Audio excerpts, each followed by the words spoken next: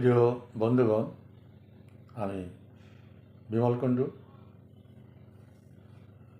আপনাদের সঙ্গে একজন বাঙালি চ্যানেলের পক্ষ থেকে আজকে আবার মত বিনিময় করতে এসেছি। বন্ধুগণ, আপনারা অবগত আছেন যে আজকে রাত পোহালে আগামীকাল 13 তারিখ। এই 13 তারিখে আওয়ামী লীগ এবং বাংলাদেশের প্রধানমন্ত্রী বঙ্গবন্ধু তনয়া শেখ হাসিনা দেশব্যাপী লকডাউন আহ্বান করেছেন। এই আহ্বান করার কারণ হচ্ছে অন্তর্বর্তী সরকার ডক্টর মোহাম্মদ ইউনূস কর্তৃক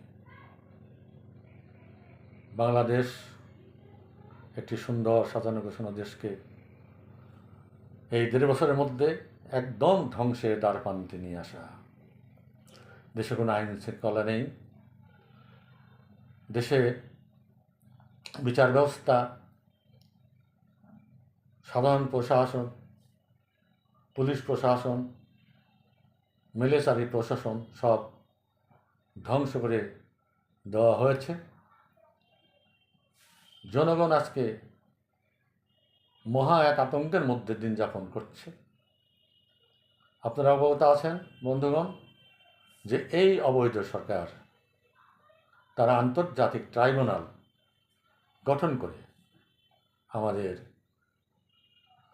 সবারই প্রাণের অত্যন্ত প্রিয় মানুষ শেখ হাসিনার প্রহসনমূলক বিচার করে যাচ্ছেন এবং আগামীকাল 13 তারিখ সেই বিচারের রায় হবে বলে আমরা বিভিন্ন সংবাদ মাধ্যম এবং সামাজিক গণমাধ্যম থেকে জানতে পেরেছি।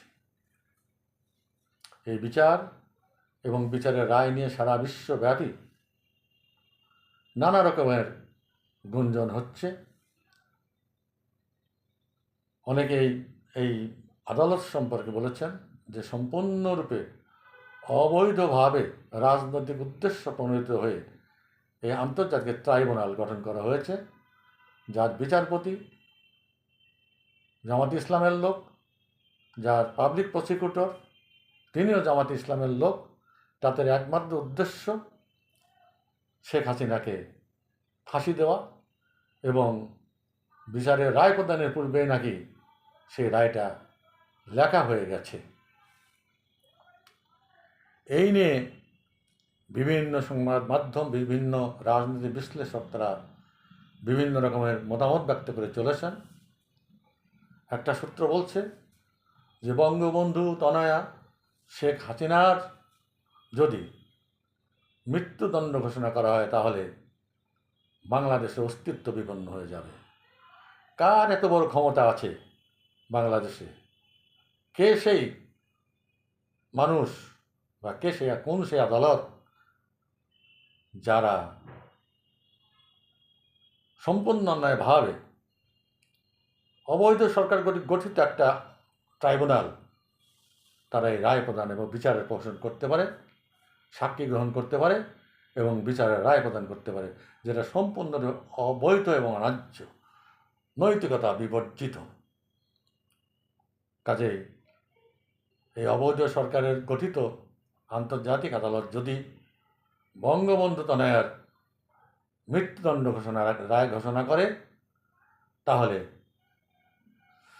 লক্ষ লক্ষ আওয়ামী লীগ কর্মীরা জেগে উঠবে। আওয়ামী লীগের যত বান্ধব দেশে এবং বিদেশে আছেন তারা জেগে উঠবে। আর শেখ হাসিনার মৃত্যুদণ্ডের রায় কার্যকর কথা এত সহজ নয়, কারণ তিনি ভারতবর্ষের আশ্রয় আছেন, সেখানে তাকে রাজনৈতিক আশ্রয় প্রদান করা হয়েছে। সেখান থেকে শেখ হাসিনা ফেরত আসবেন না যদি তার নিরাপত্তা সম্পূর্ণরূপে নিশ্চিত করা না হয় এবং বাংলাদেশ সরকারের কী ক্ষমতা আছে যে ভারত থেকে শেখ হাসিনাকে ফেরত আনতে পারবে। কাজেই অন্যায্য রায় প্রদানের তারিখকে সামনে রেখে আওয়ামী লীগ এবং আমাদের নেত্রী আগামীকাল বাংলাদেশ সম্পূর্ণ বাংলাদেশে লকডাউন জারি করেছেন। আমরা দেশবাসীর কাছে আহ্বান করব, আপনি আওয়ামী লীগের সমর্থক হন আর না হন, যদি আপনি আদর্শবান মানুষ হন, ধার্মিক মানুষ হন, নিরপেক্ষ মানুষ হন, তাহলে অন্যায়ের বিরুদ্ধে প্রতিবাদস্বরূপ আগামীকাল লকডাউন সার্থক করে তুলুন, সফল করে তুলুন। 2 নম্বর, আমি অন্তর্বর্তী সরকারের উদ্দেশ্যে বলতে চাই, দেশবাসী ইতিমধ্যে অবগত হয়েছেন এবং বিভিন্ন সংবাদ মাধ্যমে প্রচারিত হয়েছে যে পাকিস্তানি যাদের কাছ থেকে আমরা স্বাধীনতা অর্জন করেছিলাম, আমার দেশের 30 লক্ষ মানুষকে হত্যা করেছিল, যারা 2 লক্ষ মা বোনের ইজ্জত যারা লুণ্ঠন করেছিল, যারা 93,000 সৈনিক সহ আমি একজন মুক্তিযোদ্ধাই আমাদের কাছে আত্মসমর্পণ করেছিল, তাদের সঙ্গে আমাদের কোনো সম্পর্ক ছিল না। বিগত 53 বছর ধরে এই অন্তর্বর্তী অবৈধ সরকার, ইউনিট সরকার তাদের সঙ্গে সম্পর্ক স্থাপন করেছেন এবং পাকিস্তানি জেনারেলরা, সেনাবাহিনীর উচ্চপদস্থ কর্মকর্তারা আজকে রংপুর, ঢাকা, কক্সবাজার, চট্টগ্রাম বন্দরসহ বিভিন্ন জায়গায় তারা বিচরণ করে বেড়াচ্ছে এবং আমরা শুনতে পাচ্ছি বিভিন্ন সূত্র মারফত যে সেখানে আইএসআইয়ের অনেকগুলো শাখা প্রতিষ্ঠিত করা হয়েছে, অফিস বানানো হয়েছে এবং পাকিস্তান থেকে অস্ত্র এনে জমা করা হয়েছে। কালকে হয়তো এই লকডাউনের প্রোগ্রামকে প্রতিহত করার জন্য সরকার পুলিশ এবং সেনাবাহিনীর পোশাকে এই পাকিস্তানি গুপ্তচরদের নামিয়ে দিতে পারেন। কারণ এর আগেই ছাত্র আন্দোলনের একজন তথাকথিত নেতা, তার নাম আসিফ মাহমুদ সবুজ ভূঁইয়া, তিনি ঘোষণা করেছিলেন যে 5 তারিখে 5ই আগস্টে যদি শেখ হাসিনার পতন না হতো তাহলে তারা সশস্ত্র আন্দোলনে ঝাঁপিয়ে পড়তেন। পুলিশের অস্ত্রগুলো কোথায় গেল? সে সমস্ত তারা পুলিশদের হত্যা করে সমস্ত থানার অস্ত্র তারা জমা করে রেখেছে এবং ইতিমধ্যে পাকিস্তান থেকে অস্ত্র এনেছে। এবং সজীব মাহমুদের সূত্রে আমরা জানতে পেরেছি, বিভিন্ন সংবাদ মাধ্যমের দ্বারা জানতে পেরেছি যে এই সজীব মাহমুদ সে পাকিস্তানি আর্মি জেনারেলদের দিয়ে প্রায় 8,200 তাদের জঙ্গিদেরকে তারা দিচ্ছে, ট্রেনিং দিচ্ছে এবং আরও 3 বার এই 8,200 জঙ্গিকে তারা ট্রেনিং দিয়ে বাঙালি নিধনের কাজে, আওয়ামী লীগ নিধনের কাজে তারা দেশের মধ্যে নামিয়ে দেবে। হয়তো আগামীকাল যদি এরকম করা হয় তাহলে দেশের মধ্যে একটা ব্লাডশেড অনিবার্য হয়ে উঠবে। কাজেই দেশবাসীকে বলছি, এই সমস্ত ষড়যন্ত্র আপনারা প্রতিহত করুন, নতুবা বাংলাদেশ যদি ভয়ঙ্করভাবে একটা গাজার হিসাব আত্মপ্রকাশ করে এবং সেখানে যদি গৃহযুদ্ধ আরম্ভ হয় তাহলে আমি, আপনি, আমাদের ভবিষ্যৎ কেউ রক্ষা পাবে না, কেউ বাঁচবে না।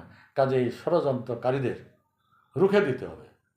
এই ষড়যন্ত্রকারীদের বিরুদ্ধে প্রতিটি বাঙালি, স্বাধীনতায় বিশ্বাসী, স্বাধীনতার চেতনায় বিশ্বাসী বাঙালি ভাই বোনদেরকে রাস্তায় নামতে হবে, এগিয়ে আসতে হবে এবং এই দুর্নীতিবাজ অপদেষ্টাদের কার্যক্রমের বিরুদ্ধে আর কুচক্রী প্রধান উপদেষ্টা নজরুলের সমস্ত কুচক্রের বিরুদ্ধে রুখে দাঁড়াতে হবে, প্রতিহত করতে হবে। আমরা ইতিমধ্যে জানতে পেরেছি যে বিজিবিকে নাকি নামিয়ে দেওয়া হয়েছে, সেনাবাহিনীর সঙ্গে নয় কথা বলা হয়েছে যে কালকে যে কোনো মূল্যে এই 19 সরকার কালকে এই লকডাউন যে প্রোগ্রাম রয়েছে সেটাকে বানচাল করবে। অন্য একটি সূত্র জানাচ্ছে যে আর্মি এই সরকারের সঙ্গে কোনো সহযোগিতা করবে না, তারা চায় সমস্ত দলের অংশগ্রহণে একটি নিরপেক্ষ অবাধ নির্বাচন। তা আমাদের মোদ্দা কথা, আমরা আন্তর্জাতিকভাবে আলোচনার মাধ্যমে যেটা জানতে পেরেছি, এই ইউনিট সরকার কোনো মতে নির্বাচন দেবে না, নানা রকম ভাঁতাবাজি করে, নানা রকম প্রহসনের কথা বলে সে এইভাবে সময় অতিক্রম করে যাচ্ছে। ইতিপূর্বে আমরা দেখেছি কোনো পদ দখল করলে এই প্রধান উপদেষ্টা মোহাম্মদ ইউনূস সে পদ সহজে ছাড়ে না এবারও প্রধান উপদেষ্টার পদ সে সহজে ছাড়বে বলে আমাদের মনে হচ্ছে না। নানান রকম অজুহাত সৃষ্টি করে এই পথ সে আঁকড়ে ধরে থাকবে।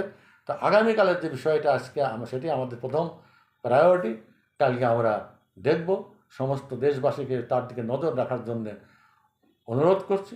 যদি কোনো রকম অন্যায় অনৈতিক সিদ্ধান্ত এই অন্তর্বর্তী সরকার গ্রহণ করে তাহলে তাদের পরিণতি খুব খারাপ হবে। বন্ধুগণ, এখন এই পর্যন্ত। আগামীকাল সকালের দিকে আমরা চেয়ে রইলাম। সবাই ভালো থাকুন, সাবধানে থাকবেন এবং যে কোনো মূল্যে সমস্ত ষড়যন্ত্রকারীদের ষড়যন্ত্র আগামীকাল রুখে দিতে হবে। এইটাই হবে আমাদের সমস্ত স্বাধীনতা বিশ্বাসী, স্বাধীনতার চেতনায় উদ্বুদ্ধ সকলের আগামী দিনের শপথ। জয় বাংলা, জয় বঙ্গবন্ধু।